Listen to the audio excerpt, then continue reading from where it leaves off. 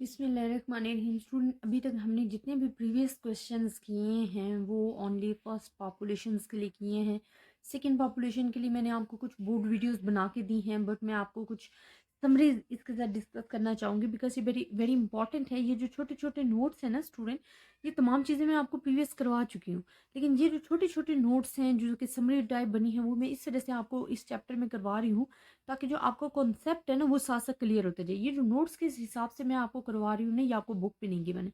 ये मेरे पास कुछ एक्स्ट्रा नोट्स जो कि मैं आपके साथ शेयर कर रही हूँ ताकि आपकी जो कन्फ्यूजन हैं वो क्लियर हो जाए in the shape of the summary. ठीक है, अब देखिए हमारे पास आज का जो टॉपिक है ना वो है testing of hypothesis for equality of two population means and confidence interval. Because confidence interval का चैप्टर हम प्रीवियस डिस्कस कर चुके हैं, तो कॉन्फिडेंस इंटरवल से रिलेटेड जो है मैं आपको क्वेश्चन जो है उतनी जो इनसे इस नोट्स में गिवन है वो मैं सेकंड चैप्टर जो मैं आपको करवा चुकी हूँ कॉन्फिडेंस इंटरवल व इस प्रीवियस चैप्टर उसमें ऐड करवा दूंगी। पर टेस्टिंग ऑफ हाइपोथेसिस से रिलेटेड जो आपके पास क्वेश्चन है वो मैं आपको शो करवा देती हूँ।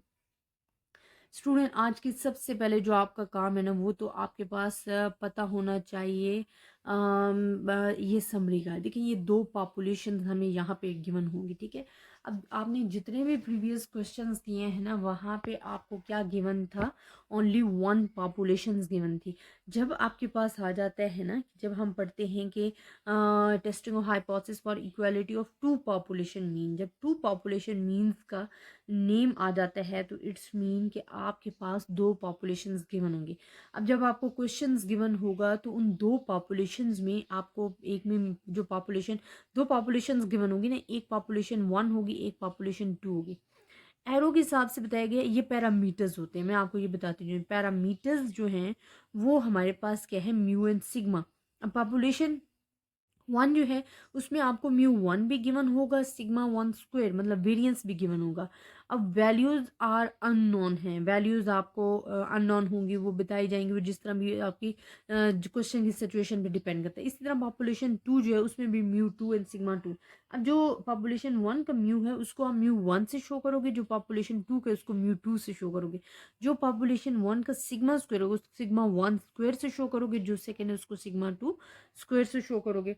सैम्पल साइज आपको दोनों के सेपरेट गिवन होंगे। सैम्पल साइज जो फर्स्ट पॉपुलेशन होगा उसको n1 से शो करोगे, जो सेकंड पॉपुलेशन को होगा उसको n2 से करोगे। इसी तरह स्टैटिस्टिक्स जो है जिसमें x bar one and s1 square और x bar two and s2 square जो है वो आपको गिवन होगा। इसी तरह एस्टिमेट्स जो है वो आपको गिवन होंगे हमारे पास जब आपके पास सिचुएशन आएगी टू पॉपुलेशंस मीन की।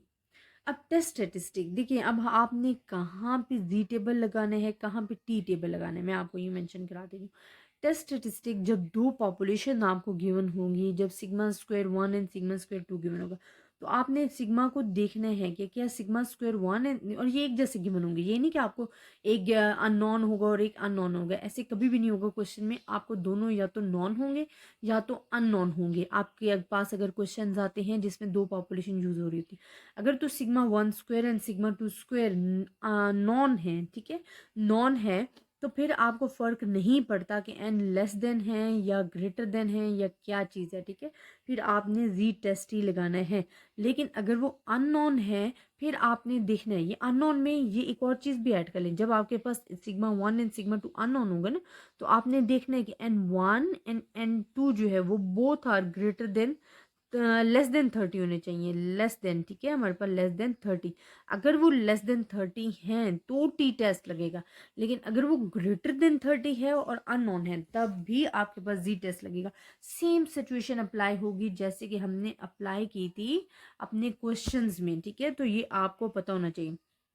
मैं आपको ये सही करके लिख देती हूँ ताकि आपको क्लियर हो जाए। अच्छा स्टूडेंट, आपने क्या करना है कि जब भी आपके पास अगर sigma one and sigma two unknown है तो आपने एन वन को देखना है और एन टू को देखना है, और वो क्या होने चाहिए, लेस देन 30 होने चाहिए।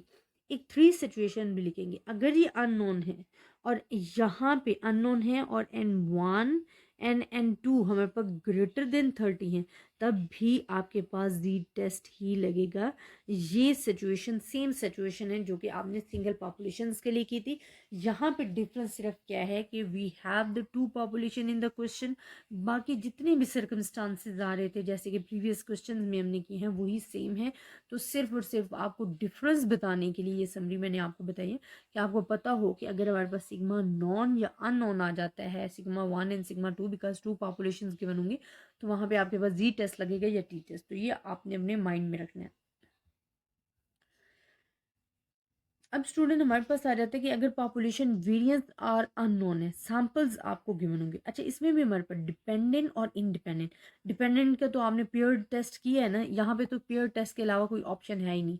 अगर डिपेंडेंट है, डिपेंडेंट कैसे होते थे कि अगर आपके पास 2 आर्मी पर्सन हैं और उनके वेट चेक करें after training and before training, तो इट्स मीन कि वो डिपेंड कर रहे हैं ना एक दूसरे पे। अगर तो डिपेंडेंट भी सैंपल्स हैं देन तो पेयर्ड ऑब्जर्वेशन टी टेस्ट ही लगेगा, इसके अलावा नहीं। अगर इंडिपेंडेंट सैंपल्स हैं तो टू के लिए हम कौन सा फार्मूला लगाएंगे, बिकॉज टू पॉपुलेशन होगी तो ये हमारे पास जो फार्मूला है वो लगेगा, ये आपको गिवन है। अगर तो कंबाइंड पूल्ड एस्टिमेटर है, पी जो है ना वो शो करे पूल्ड, अगर तो इकट्ठा गिवन है फिर तो हम ये वाला लगाएंगे। लेकिन अगर separate separate S1 and S2 उन्होंने मेंशन कर दी, फिर आप ये सेकंड फार्मूला लगाओगे। ये बड़ा इंपॉर्टेंट है, आपने माइंड में रखना है।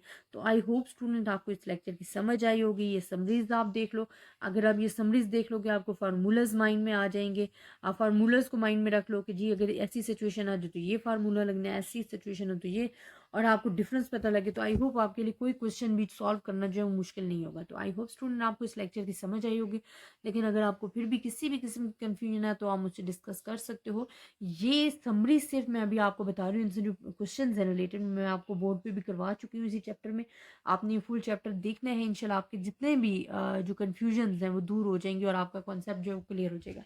अपनी दुआओं में ज़्यादा से ज़्यादा याद रखिएगा मुझे। अल्लाह हाफिज़।